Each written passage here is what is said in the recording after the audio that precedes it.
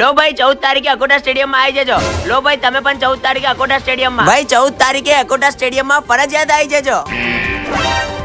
ઓ ભાઈ ઉભારો આ 14 તારીખે અકોટા સ્ટેડિયમ માં છે શું? અલા ભાઈ તમને નહીં ખબર, ઇન્ડિયાનું સૌથી મોટું ટ્રેડ ફેર આપણા વડોદરામાં પહેલી વાર આવી રહ્યું છે. શું વાત કરો છો?